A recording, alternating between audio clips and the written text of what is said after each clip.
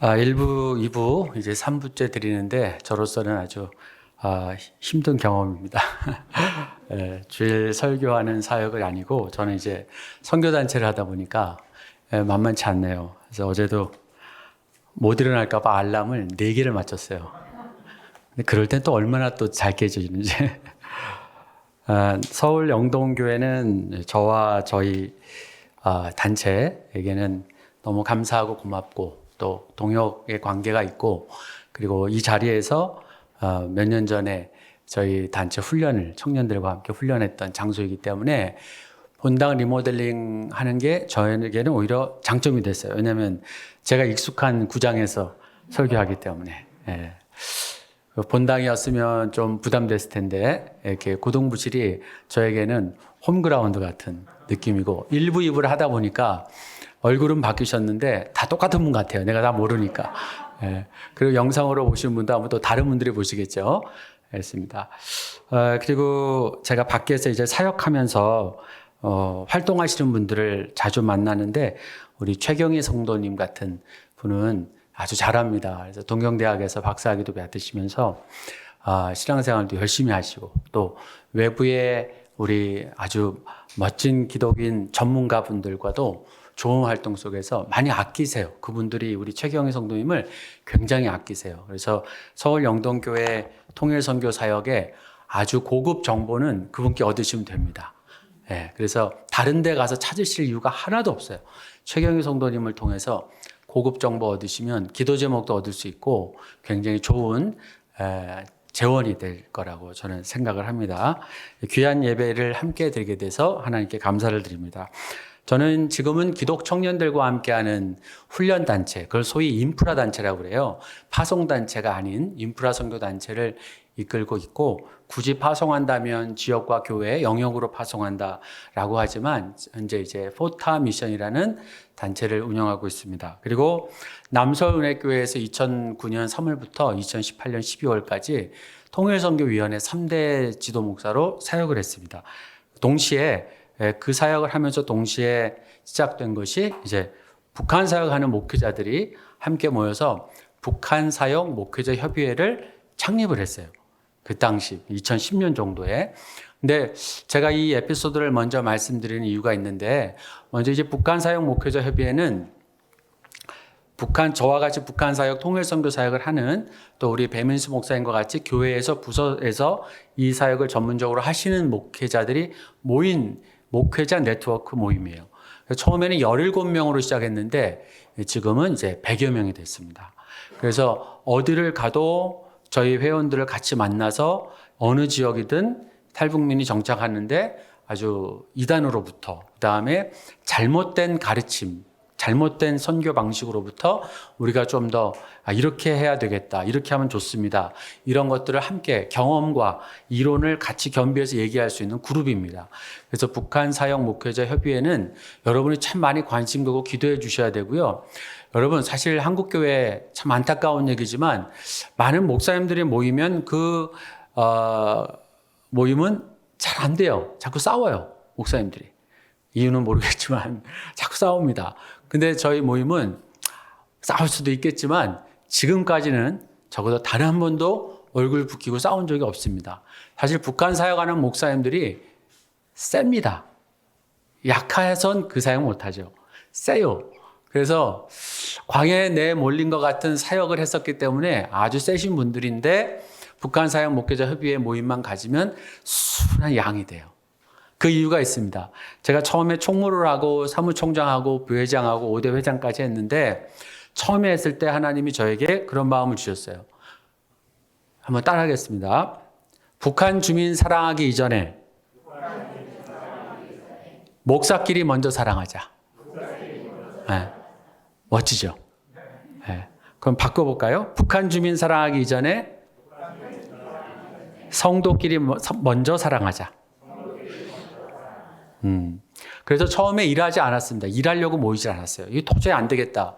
우리가 먼저 교제를 하자.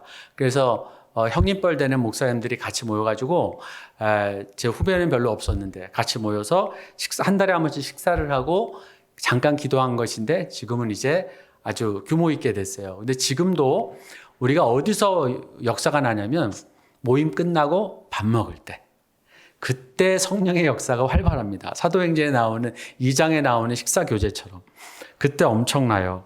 그래서 그때의 그 은혜가 계속해서 매달 가고 싶은 모임이 되는 그런 유일한 저의 모임이고 협의회입니다. 그래서 우리는 서로 동역한다고 그러고요. 동지라는 표현을 써요. 어려운 일이 있으면 같이 돕고 기쁜 일이 있으면 좀 같이 웃고 이런 일들을 많이 하죠. 그러다 보니까 전반적으로 지금 한국교회 안에 북한 및 통일선교의 그 흐름이 이런 목사님들에 의해서 점점 건강하게 진행되는 방향으로 가고 있습니다. 참 감사한 일이죠. 두 번째는 남서운회 교회 통일선교위원회에서 있었던 에피소드인데요. 사실 제가 1부, 2부에는 소개한 내용이 있는데 3부에는 마지막까지 기다렸었으니까 더 기가 막힌 에피소드를 하나 말씀드리겠습니다. 하도 부임하자마자 한 달 만에 윗동네 북에서 오신 분 또 우리 남한 성도님들이 저한테 양쪽에서 불만을 얘기하는 거예요. 탈북민들은 이렇다, 탈북자들은 이렇다 막 얘기하고 또 우리 북에서 오신 분들은 이름을 거론하면서 누구누구 장로 때문에 님자도 안 붙여요. 누구누구 권사 때문에 누구누구 집사 때문에 새까맣게 젊은 친구가 그러더라고요. 내가 하도 듣기 전 거북했는데 다 듣고 난 다음에 한 달 만에 설교하면서 뭐라 그랬냐면 나를 휴전선 목사라고 부르세요. 차라리. 내가 그랬어요. 나를 휴전선 목사라고 부르라고. 아니 왜 내가 오자마자 내가 뭔 죄가 있다고 나한테 이렇게 서로 간에 불만을 표시하냐고 했더니 막 키득키득 웃는 거예요. 자리에서. 그래서 그때 제가 여기가 무슨 부서 이름이 뭡니까? 그랬더니 통일선교위원회 소리를 치더라고요. 알기는 뭐 너무 잘한다고. 통일 하면서 통일도 하나도 안 돼 있고 이게 눈에 보이지 않아도 이렇게 느껴지는 벽은 어떻게 할 거냐 했더니 아무 말을 못 하시는 거예요.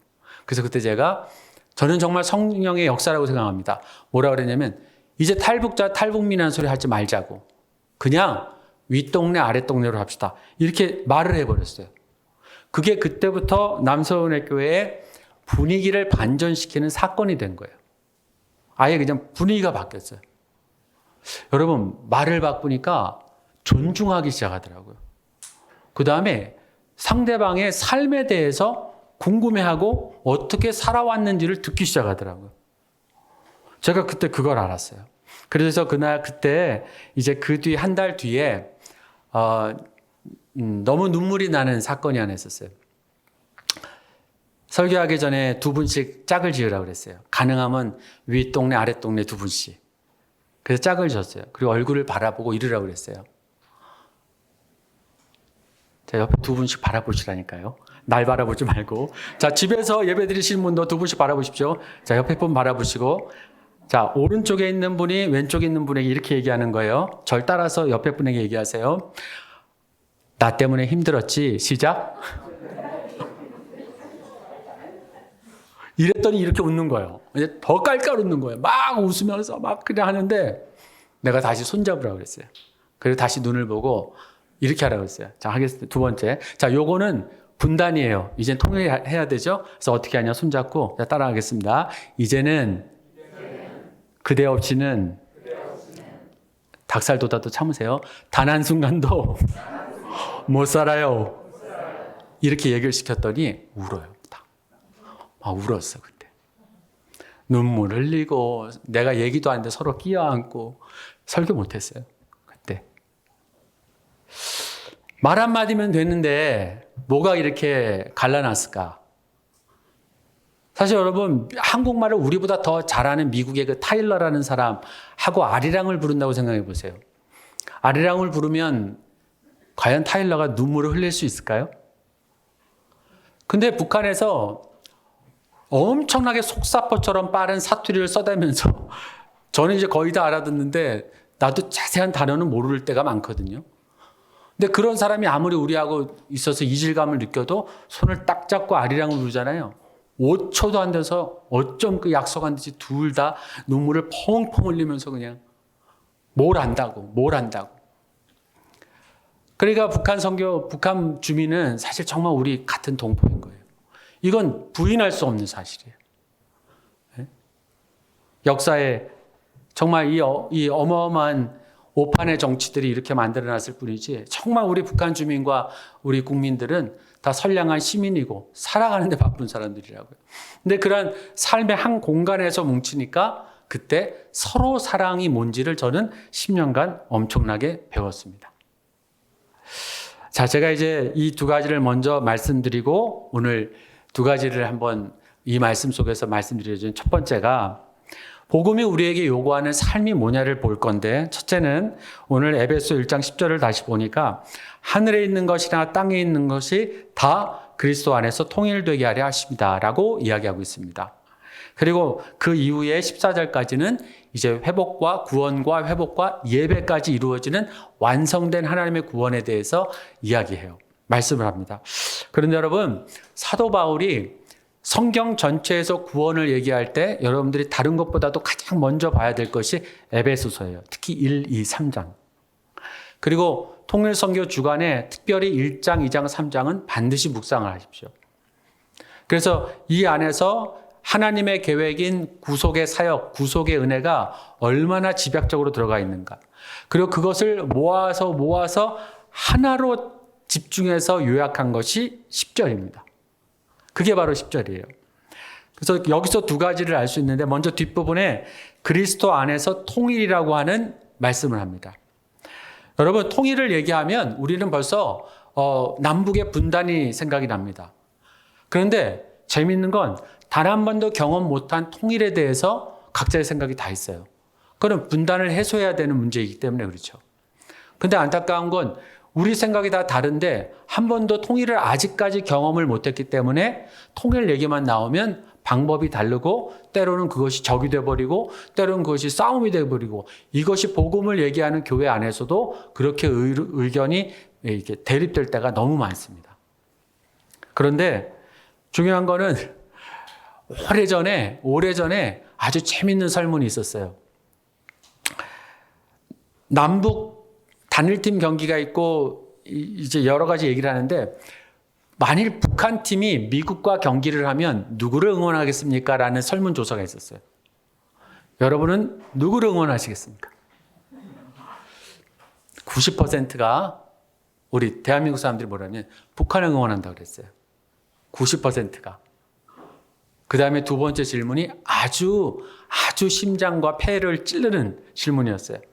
그렇다면 북한 주민이 우리 옆집에 이사 오는 것을 환영하시겠습니까?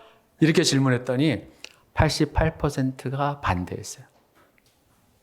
88%가. 자, 제가 최근에 발표된 자료를 하나 기사를 봤는데, 통일에 대한 찬반을 물었더니 남성들은 50%가 넘었어요. 여성들은 30%가 안 됐어요. 난 이거 연구 좀 해봐야 되겠어요. 내가 다시 학교를 들어가야 되겠어요. 왜 여성은 이렇게 통일을 반대하는가? 안 하더라고요. 그래서 다 합쳐봐야 여전히 70년이 지나도 통일에 대한 평균이 있는데 50%가 좀 안 된다는 거예요.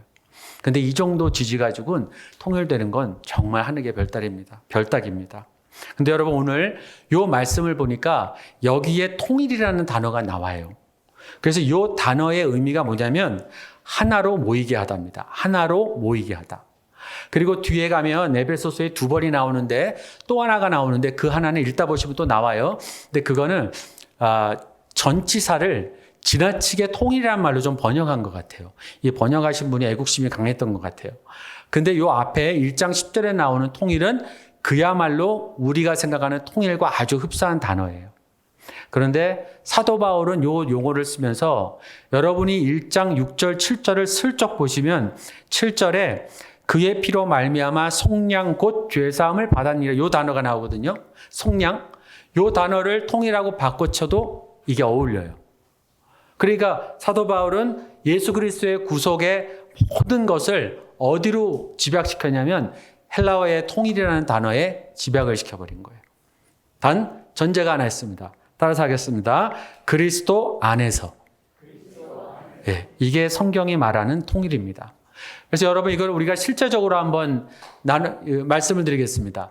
자, 저와 여러분은 예수님 아니었으면 하나님을 아빠라고 부를 수 있는 존재가 아니었어요. 날 때부터 우리는 죄인이니까. 그래서 너무나 잔인한, 예수 없으면, 하나님 없으면 하나님을 깨달을 수 없는 사실은 우리의 태어남이 너무나 잔인해요. 왜냐하면 죄 때문에 우리는 하나님과 떨어져 있는 삶을 살았으니까 아예 처음부터.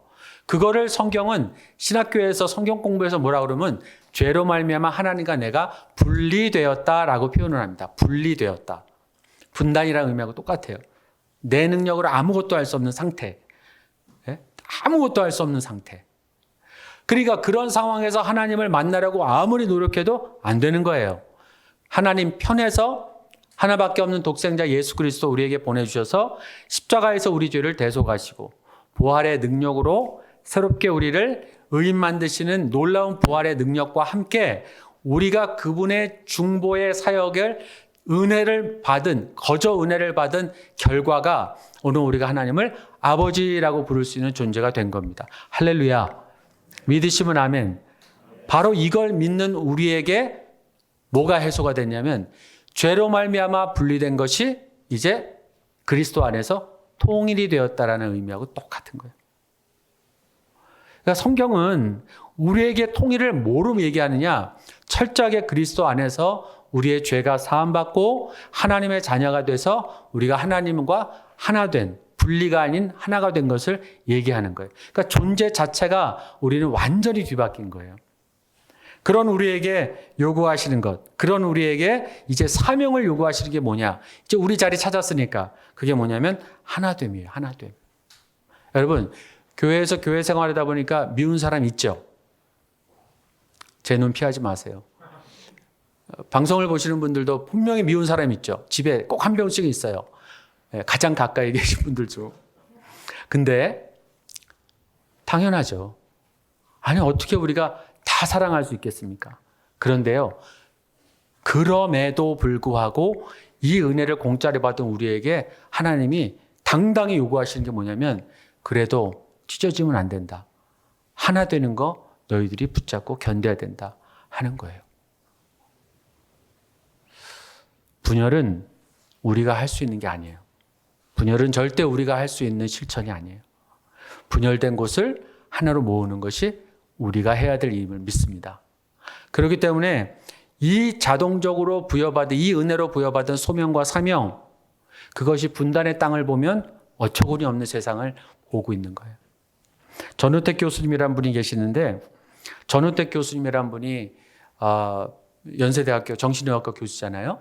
그분들이 탈북민과 난민들 연구하면서 오랫동안 연구하면서 내린 결론 중에 하나가 적어도 대한민국에 태어난 기독교인이라면 분단의 문제를 풀고 통일로 가는 길을 여는 소명을 동시에 태어남과 동시에 받았다라고 얘기하더라고요. 여러분, 통일선교사역은 옵션이 아닙니다. 그것 중에 하나가 아니에요. 보십시오. 통일되면 아마 대한민국 교회 엄청나게 달려들 겁니다.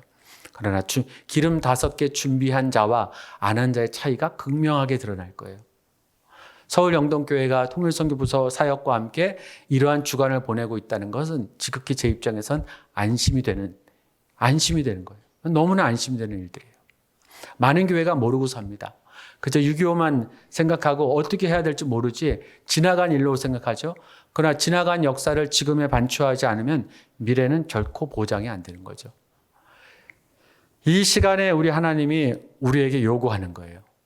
바로 요구하는 거예요. 너희들의 하나됨을 한번 평가해보고 너희들의 하나됨을 어떻게 할 것인가? 우리들의 하나됨을 어떻게 할 것인가? 서로 용납하고 서로 사랑하고 저는 남서은의 교회와 북한사역 목회자 협의회에서 지금도 지지하고 견제하는 게 바로 그런 부분입니다. 서로 사랑하라. 서로 사랑하라. 그걸 통해서 우리가 하나됨을 실천하는 것, 용납하는 걸 배워가는 것. 여러분 완성 있게 못합니다. 안 됩니다. 저라고 왜 화가 안 나겠습니까? 왜 저라고 성질이 없겠습니까? 그런데 누구 하나가 시작하면 점점 선한 영향력이 같이 하게 되는 것을 많이 보게 됐어요. 우리가 바로 그런데 부르심을 받았습니다. 여러분 요한일서 1장 1절에 이런 말씀이 있습니다. 요한일서 1장 1절에 태초부터 있는 생명의 말씀에 관하여는 우리가 들은 바요 눈으로 본 바요 자세히 보고 우리의 손으로 만진 바라. 이렇게 말씀하는 부분이 있어요. 제가 남서은혜교에서 사역했을 때 우리 북한에서 오신 윗동네 집사님 몇 분에게 공통적인 질문을 해봤습니다. 집사님은 도대체 왜 예수를 믿게 됐냐고, 어떻게 예수를 믿게 됐냐고 이렇게 물어봤더니 목사님 미안하지만 목사님들 설교 듣고 우리가 은혜 받은 게 아니에요. 제가 조금 기분이 나빴어요. 그것 때문에. 그랬더니 그 다음에 더 큰 감동을 주는 얘기를 했어요. 그럼 뭐 때문에 은혜를 받았습니까? 했더니 누구누구 장로님 때문에, 누구누구 권사님 때문에, 누구누구 집사님 때문에 저분이 믿는 하나님이라면 나도 한번 믿어보자 하는 계기가 됐다는 거예요. 여러분, 방금 요한일서 1장 1절에 듣고 보고 생명의 말씀은 만져진대요. 복음이 만약에 여기서만 머물면 우리는 만져지는 데까지 못 갑니다. 반드시 이것을 통해 누군가에게 보여지기도 하고 만져지기도 하고 그걸 통해서 수많은 한국교회 선교도 이루어졌고 한국교회 부흥도 일어났습니다. 더 잘해야 되겠지만 우리가 이 말씀을 가지고 봐야 될 건 우리를 통해서 하나됨을 살아가는 사람들의 하나님의 언약이 성취되는 것을 보는 것으로 북에서 오신 분들이 믿기 시작했다는 것은 하나님이 지금 시대에 주시는 뭔가 우리에게 깨닫고자 하는 교훈이 분명히 숨어 있다는 거예요. 여기를 외면하지 마시기 바랍니다. 이것을 우리가 절대 외면할 수는 없어요. 나만 예수 믿고 천국 간다? 아니 세상에 이렇게 이기적인 종교가 어디 있습니까? 근데 정말로 기독교가 기독교다운 예수 그리스도의 십자가와 부활의 능력을 믿는 종교라면 그런 생명의 종교라면 우리는 나로 인한 나에게 임한 구원에만 머물지 말고 이것이 퍼져나가야 되는 거죠. 여러분 이것이 뭐냐면 이제 두 번째 하늘에 있는 것이나 땅에 있는 것 바로 이것과 관련되어 있는 거예요. 자, 기독교 세계관은 딱 4개로 요약합니다. 한번 따라하겠습니다. 창조, 타락, 구속, 마지막이 회복이에요. 회복.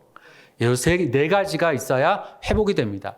여러분 오늘 10절 위에 14절까지 읽어보시면 그것이 구속과 회복의 의미가 다 있어서 결국에는 하나님 한 분을 찬양하는 찬양할 수 있는 존재가 되는 예배자가 되는 거예요. 그런데 우리로 인하여서 우리만 회복되는 것이 아니라 우리 주변까지도 다 회복의 대상이라는 거예요. 하늘에 있는 것이나 땅에 있는 것, 이 모든 게 다 회복의 대상이에요. 구속의 대상이에요. 자, 그래서 보십시오. 여러분, 미국 선교사님들이 한국에 1800년도에 들어왔을 때 한국에 와서 교회를 세우려다 보니까 상황이 만만치 않은 거예요. 미국에 있었던 것처럼 십자가 세우는 교회를 짓기가 너무 어려운 거예요. 그래서 이분들이 어떻게 할까 하다가 이분들이 가만히 살펴보니까 아침 일찍 아이들이 뭐 보자기에 뭘 메고 쫄래쫄래 어딜 가더래요. 그것이 너무 귀엽고 신기해서 걔네들을 따라가 봤더니 어디 들어가가지고 무슨 웅얼웅얼 하더라는 거예요. 그것이 어디였을까요? 서당에서 훈장님 밑에서 글 공부하고 막 하는 걸 보고 미국 본부에 보고를 하기를 조선 사람들은 교육열이 엄청 높다. 그래서 뭐랬게요? 학교를 짓자고 제안한 거예요. 그 다음에 두 번째 또 보니까 이 당시 우리 조선 사람들이 이렇게 집에서 이렇게 막 보약을 끓이는 냄새가 나기 시작하고 그 냄새 심하잖아요. 그 다음에 이제 삐죽왕으로 뭐 꽂는데 침 놓는 장면을 본 거예요. 아, 의외로 좀 삶은 지저분한데 이분들이 사실은 깨끗한 사람인데 이 정치인들이 못나서 이분들을 이렇게 놔둔 거지. 조선 백성들은 정말 이렇게 깨끗한 걸 원하고 질병을 치유해 주는 것을 굉장히 갈망하더라. 그리고 그 수준이 보통이 아니더라. 그걸 보고 미국에 연락해서 뭘 했냐면 병원을 짓게 된 거예요. 그게 오늘날 대한민국의 대형 병원과 많은 유수한 대학교의 씨앗이 된 거죠. 그러면서 교회가 나온 거예요. 여러분, 선교는 가자마자 건물 짓는 거 하면 다 실패합니다. 그럼 가자마자 뭐 해야 됩니까? 사람의 마음을 잡는 거예요. 우리가 예수 믿고 나니까 예수님을 전하고 싶은 에너지가 다 입으로 모이잖아요. 전하고 싶어지잖아요. 막 얘기하고 싶잖아요. 그러고 난 다음에 이것이 어떻게 되면 뭔가를 하고 싶어져요. 나도 모르게. 그래서 교회의 봉사도 이루어지는 거예요. 근데 이것이 교회에만 속한 것이 아니라 사실상 예전에 한국 교회는 이것이 지역을 바꾸었어요. 이 중에서 교회에서 교회 미끄럼틀을 한번 안 타본 사람 손 들어보세요. 그다음 음대 나오신 분들이 왜 이렇게 예수 믿는 사람이 많은지 아세요? 예전에 피아노 칠 데가 없었어요. 피아노가 엄청 비싸니까. 그러니까 피아노를 치려면 교회를 갔어야 돼요. 그 다음에 뭐 기타를 치고 싶은데 어딜 가겠어요? 가서 문학의 밤 때 실컷 하는 거죠. 예수가 뭔지도 몰라요. 근데 가서 음악하고 싶어서 교회 앞마당에 있는 놀이터, 동네 놀이터보다 더 좋았으니까. 그러나 놀다가 쭈쭈바 얻어먹고 사탕 얻어먹다가 다 예수님 이렇게 손에 다 걸린 거죠. 그래서 우리가 다 여기 앉아 있는 거예요. 여러분, 그래서 한국 사회는요, 전직 교인 70% 사회랍니다. 전직 교인. 교회는 한 번씩 다 다녀본 거예요. 이런 식으로 해서 사람의 마음을 잡는데 사실 이것이 선교라고 하는 행위로 나타납니다. 그래서 하늘에 있는 것이나 땅에 있는 것이 선교로 나타날 때 우리들의 구원의 범위가 자연스럽게 넓혀지는 거죠. 그래서 여러분의 기도에 북한 주민들을 위해서 기도가 왜 그런 줄 아십니까? 시켜서 되는 게 아니에요. 그건 자연스러운 거예요. 그래서 내가 예수 믿고 구원받는 거 소명이에요. 이게 내 자리를 찾은 거예요. 하나님의 부르심에 오는 거예요. 근데 두 번째는 자연스럽게 사명의 부르심, 선교라고 하는 것에 우리가 이제 다다르게 됩니다. 여러분, 이제 그림 나눠드렸죠. 영상으로 보시는 분은 이제 영상이 제공됩니다. 그림 보셨죠? 여러분들이 이제 그 그림을 보시면 제가 이제 마무리할 겁니다.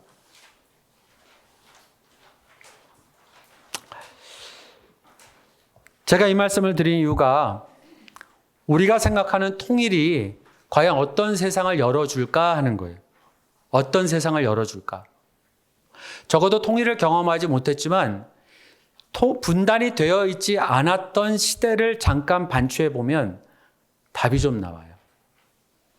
거기 송기정 선생님 보이시죠? 그 송기정 선생님이 1936년 베를린 올림픽에 일본 대표로 나갔어요. 안타깝게도. 또 동메달은 남승윤 선생님 두 분 다 이제 돌아가셨습니다. 근데 이 두 분이 전지 훈련을 하고 있었던 장소가 어디였을까요? 올림픽 나가려면 훈련해야 되죠. 어디였을까요? 그게 동경이에요. 동경. 그래서 도쿄에서 전지 훈련을 하고 기차를 타고 시모노세키 항까지 와서 거기에서 배를 타고 부산항으로 갔어요. 왔어요. 부산항에서부터 기차를 타고 서울역을 지나 신의주를 지나 단동을 지나 중국 대륙을 통해 시베리아 철도로 연결돼서 갈아타고 독일에 가신 거예요. 그 힘든 여정을 통과하고 금메달을 따신 거예요. 거기 혹시 기차표 보이십니까? 네? 기차표 보이시죠? 자세히 보시면 이 두 개가 있는데 오른쪽에 382 그 다음에 옆에 뒤에 세 글자 손기정 보이십니까? 네, 여러분 지금 보고 계시는 표가 그때 손기정 선생님이 타고 갔던 열차표예요. 네. 야, 1부, 2부에도 이걸 나눠드렸어야 되는데 역시 이 말을 하니까 벌써 탄식이 그러네. 1부, 2부는 저게 뭔 말이야 이렇게 하고 가셨는데 대신 영상으로는 다 보이세요. 근데 거기 보시면 출발역이 어딥니까? 도착역이 어딥니까? 네, 중요한 거는 도쿄 베를린 밑에 F로 시작하는 걸 읽어보세요. 부산. 네, 지금은 B로 표기하죠? 부산이에요, 부산. 그래서 이 열차표가 도쿄에서만 판매한 게 아니라 서울역에도 판매했어요. 그래서 1912년에 유명한 화가, 여류화가 나혜석이라는 화가가 부자였나 봐요. 그래서 1912년에 서울역에서 파리행 열차표를 직접 사서 파리를 다녀온 기록이 있어요. 제가 무슨 말씀을 드리냐면 1945년 해방과 동시에 첫 번째 분단을 맞기 이전의 세상이 비록 일제강점기였지만 그때 우리 조상, 우리 할아버지 할머니들이 청년 시절에 독일을까지 갈 수 있는 기차역을 마음껏 구경하면서 국제철도역이 일상이었던 시대를 살았던 사람들이고 제2차 만국평화회의에 우리 을사늑약 때문에 부당함을 알리기 위해서 우리의 선조들 독립운동가들이 네덜란드 헤이그의 만국평화회의 2차 만국평화회의 헤이그 특사로 갔던 것도 열차를 통해서 갔던 것이고 우리 남자 성도님을 위한 고급 정보 알려드립니다. 주목교회 거장 시라소니 그 형님이 평양에서 주름 잡을 때 어디까지 주름 잡았냐면 만주까지 지배했대요. 그거는 조금 뻥인 것 같은데 어쨌든 만주까지 했다는 기록이 나오는데 그러면 그 시라소니가 어떻게 만주까지 갔느냐? 기차 타고 다닌 거예요. 근데 지금 우리는 분단이 된 바람에 여기에 대한 체감을 모릅니다. 저는 어렸을 적에 사회 공부하면 우리 한반도는 지정학적 위치로 중요하다고 그러는데 이 지정학적 위치라는 말이 도대체 뭔지 모르겠는 거예요. 우리가 지정학적 위치가 뭐지? 그냥 이렇게 달려있는데 뭐지? 제가 그때 이걸 알았으면 중고등학교 때 논문 쓸 수 있었을 것 같아요. 나는 충격을 받았어요. 45년 이전에 송기전 선생님이 이렇게 다녀온 줄은 몰랐어요.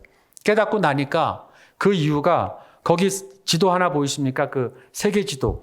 그래서 시베리아 대륙철도가요. 세상에 1906년에 시작돼서 1916년에 완공이 된 기찻길이에요. 지금은 낙후돼 있지만 그 다음에 중국으로 통과하는 열차도 92년 시작해서 2015년에 완공이 돼서 고속철도가 엄청 다녀요.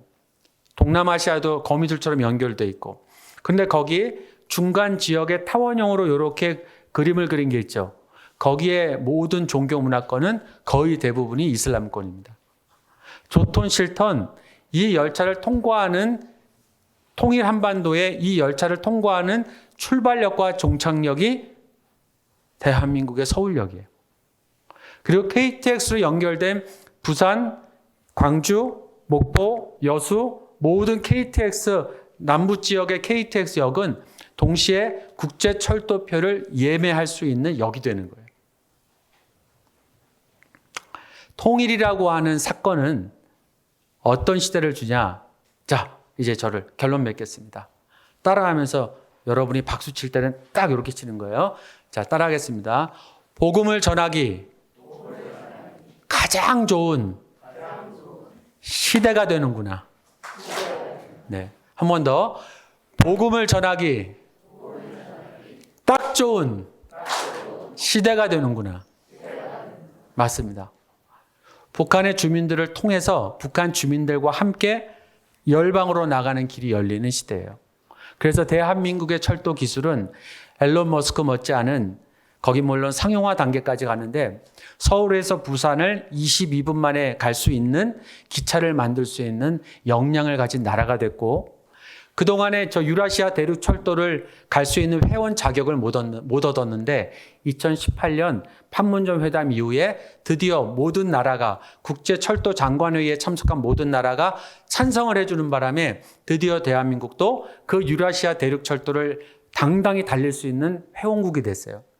그리고 우리나라의 고속도로 아시안 하이웨이 1번과 6번이 대한민국에서 출발하는데 이 대한민국에서 출발하는 아시안 하이웨이가 유럽과 모든 나라를 다 갈 수 있는 길이 됩니다. 출발역이 됩니다. 그런데 유엔에서 2018년 1월에 결정한 결정을 뭘 했냐면 이 아시안 하이웨이의 모든 도로 안전 표준 시설을 이 나라 거로 하자고 우리한테 물었는지 안 물었는지 모르겠지만 결정을 내버렸어요. 어느 나라일까요? 제가 일본이라면 얘기 안 해요. 중국이라면 얘기 안 해요. 당당히 우리 대한민국의 표준시설로 간 거예요. 그 얘기는 저와 여러분이 대한민국에서 딴 면허증으로 운전을 할 수 있는 나라, 어디를 가도 아시안 하이웨이가 있는 모든 나라는 우리가 운전하기 편한 나라예요. 그러니 철도가 열리죠. 고속도로가 열리죠. 자전거 도로가 열리죠. 이렇게 복음을 전하기 가장 효율적인 시대로 만들어 주시는 게 통일이기 때문에 하나님이 북녘 주민들과 그 너머에 있는 수많은 영혼들을 살리기 위해서 과연 통일을 포기하실까? 언제 될지는 모르겠습니다. 그런데 한 가지는 확신할 수 있어요. 하나님은 절대 이 땅에 이 기회 거둬가시지 않을 거라고 믿습니다. 서울 영동교회가 그 아까운 시간을 내서 바쁜 시간을 내서 통일선교 주간을 매년 지내는 걸 보면 분명히 하나님은 포기하지 아니하실 거예요. 여러분 교회 얘기하는데 아멘을 안 하십니까? 아멘? 절대로 포기하지 않으실 거예요. 이산가족이 이제 돌아가시는 숫자가 더 많아졌습니다. 저희 아버지도 이산가족이었고 돌아가셨습니다. 남아 계신 분이 훨씬 적어요.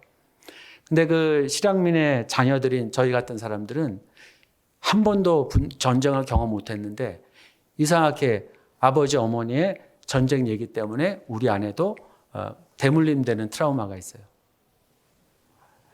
그런데 복음이 내 안에 들어오고 나니까, 복음이 제 안에 들어오고 나니까 이거는 그 트라우마로 사는 것이 아니라 하나님만이 주도하셔야만 이 민족 다시 살겠구나, 그 확신이 들었습니다. 정말 복음 통일은 확실한 정답입니다. 그런데 저와 여러분이 이 복음 통일에 있어서 이런 시대를 하나님이 다시 여실 거라는 거, 이게 지금 준비되고 있는 거거든요. 이걸 열 때 나 잘 살자고 부동산에 너무 투자하지 마시고 북녘 영혼들과 그 너머에 있는 열방의 모든 영혼들을 주께로 다시 인도해서 에베소서 1장 10절이 14절까지 연결되는 모든 사명에 저와 여러분이 함께 충성하기를 간절히 소원합니다. 서울 영동교회와 이 사역을 함께함이 너무 축복되고 감사합니다. 기도하겠습니다.